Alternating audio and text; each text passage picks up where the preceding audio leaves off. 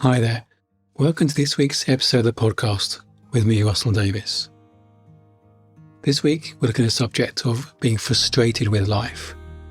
We all get frustrated with life from time to time, whether it's just in a moment or in a period of our life, about a situation in our life. How can we let go of that frustration with life? How can we feel more empowered with life rather than feeling frustrated with life? Well, let's dive in and find out.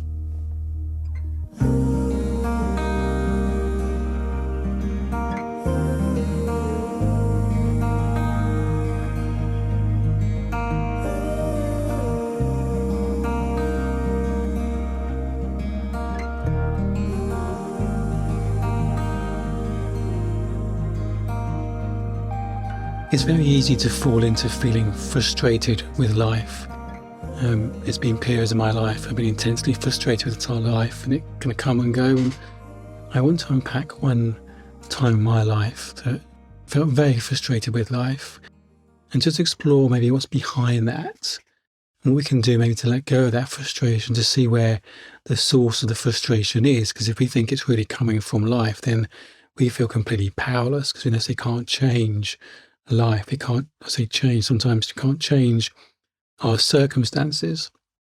So one of the most intensely frustrating periods of my life I felt this was during our experience of infertility. We spent 10 years on this kind of fertility journey, and life felt very frustrating for various reasons. And one is it felt very unfair. Sometimes the source of the frustration can be a feeling of injustice and unfairness, and that really felt true for me and for us, how it felt unfair. How can we experience this? And of course it's not personal, but sometimes life feels personal, and we make it personal. We think it's about us, we make it about us, but obviously in reality it's not personal, but it can feel that way. And I felt very much abandoned by life, by God. And actually that being my story wasn't unique to the fertility experience, although that maybe ramped up the intensity of it.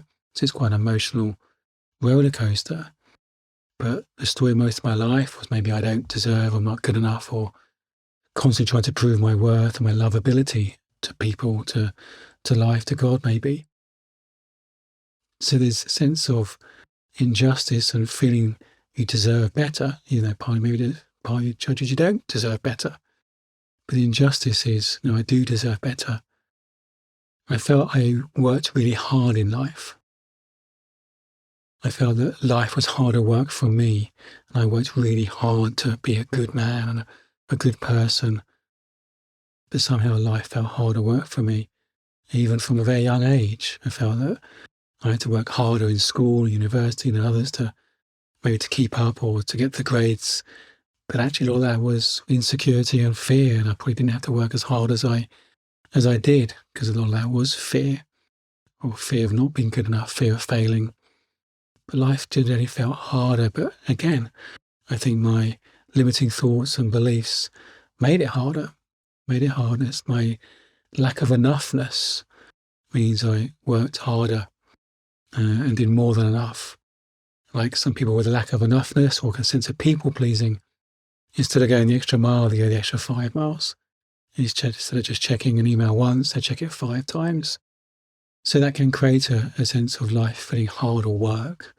Again, it's created by our own stories. So the feeling of frustration for life can be underpinned by a judgment of injustice, making things personal, thinking we deserve better.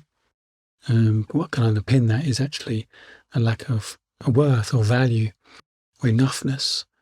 That means life feels harder for us. And ultimately what I could see was I was getting in my own way.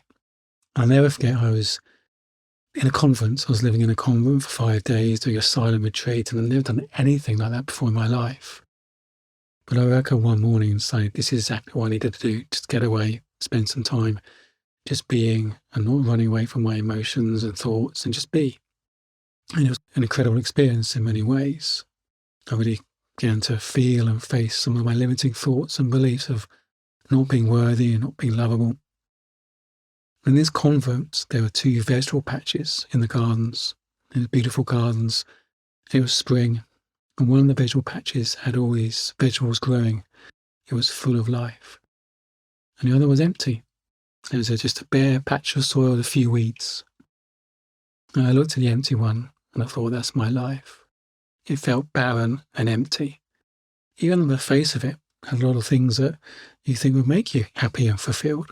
A very good career, lots of friends, a community, loving wife. But inside I felt something was missing. At the time, I thought the thing was missing was having a family. But as a whole, first time I got to recognise that, life felt a bit empty. I looked at the other one, I thought, that's what everyone else gets. Everyone else seems to have a life of joy and fulfillment, so much more than me, and so much easier than me. But by the time I've been there a week, I really connected maybe for the first time to my limiting beliefs about not being worthy or not feeling lovable, and just really feeling some of the pain from my past and just recognizing, allowing it really, rather than running away from it. It led me to having a deeper sense of peace within me. When I again looked at those two vegetable patches at the end of my time there, it was interesting. The empty one looked different. It's the one I did connect with, the one I felt represented my life. But instead of feeling barren and empty, it felt like a blank canvas. I could really see for the first time how it was my way of being had created that frustration or the lack of fulfillment in life, or even the lack of success. It was me getting in my own way of being creating that. Me chasing the life I thought I should be living rather than following my heart's desire had led to a lack of fulfillment. My lack of worthiness or not enoughness had led me to feel like a victim in life rather than a creator. I can create a different experience having that belief in myself and my capabilities and knowing what I want. So I could see how I've been getting in my own way and being more like a victim in life had led to feeling the frustration. The frustration was victimhood.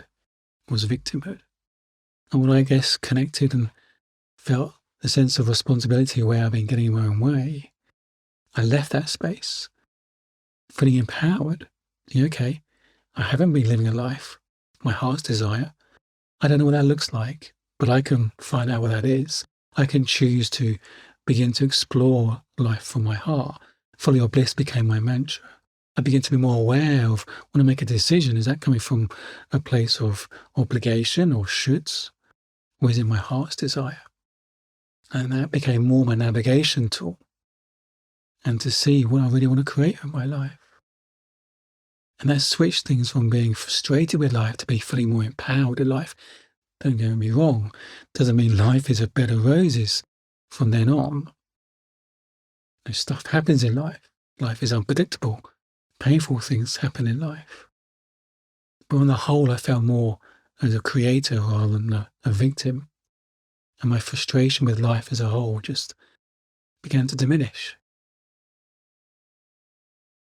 And what I began to learn is getting a sense of what I wanted, living life true to my heart.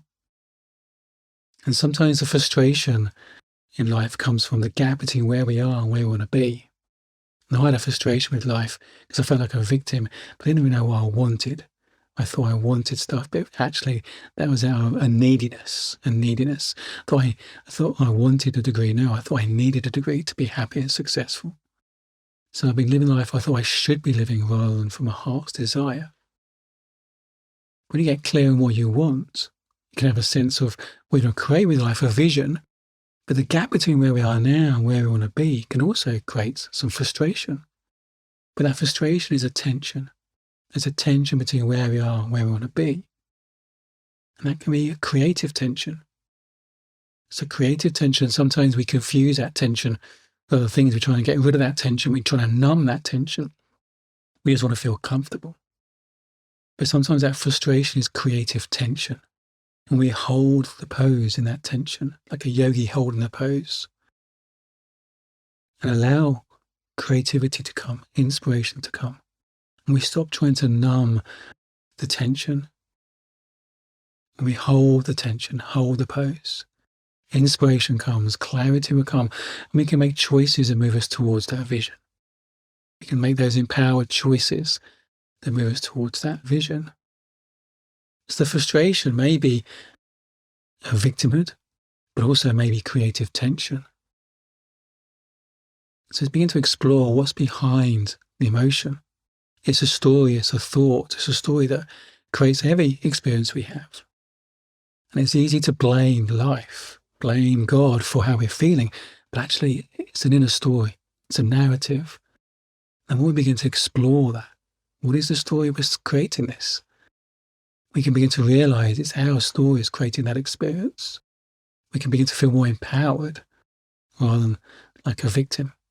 We can feel like a creator. We are creating our experience. Even if it's frustration, we're creating it. We're creating 100% of the time. 100% of the time without even realizing it. Without even realizing it. And we are powerful creators. We can channel that to create more of what we want. When we begin to see where we're getting in our own way. So we are powerful creators. You're a powerful creator. Be aware when you get caught into frustration. You're getting caught into a story. Breathe. Breathe. Come back to now. Come back to be your full self, your heart, your soul. Clarity will come. You are a far more powerful creator than you imagine. You are a far more powerful creator than you imagine. Loving you.